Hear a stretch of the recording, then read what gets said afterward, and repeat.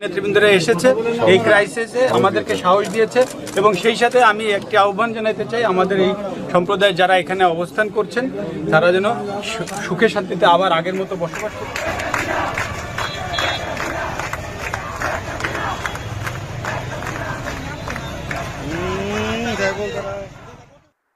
দেশে যে পরিমাণে উন্নতি হচ্ছিল তা দেখে মানুষের আর সহ্য হচ্ছিল না। শেখ হাসিনাকে দেশ থেকে তাড়িয়ে দেওয়া, আমার বাড়িতে আগুন দেওয়া, এটা কিছু মানুষের সাদেশ ছিল। এবার শেখ হাসিনাকে দেশে ফেরানোর জন্য বক্তব্য রাখলেন মাশরাফি বিন মুর্তজা। সেই বক্তব্যে তিনি বললেন, আমি একজন আওয়ামী লীগের এমপি হলেও আমি দেশের কোনো ক্ষতি করিনি, তারপরও আমার বাড়িতে আগুন দিয়েছে। শেখ হাসিনাকে দেশ থেকে তাড়াতে সাধারণ ছাত্রদের তারা ব্যবহার করেছে। এখন সেই ছাত্রদের তারা লাথি মেরে বের করে দিচ্ছে।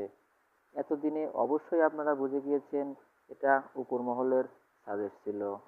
বন্ধুরা, মাশরাফির এই বক্তব্যে আপনাদের মতামত অবশ্যই আমাদের কমেন্ট বক্সে জানিয়ে দিবেন এবং আমাদের চ্যানেলে নতুন হলে অবশ্যই চ্যানেলটি সাবস্ক্রাইব করবেন। ধন্যবাদ।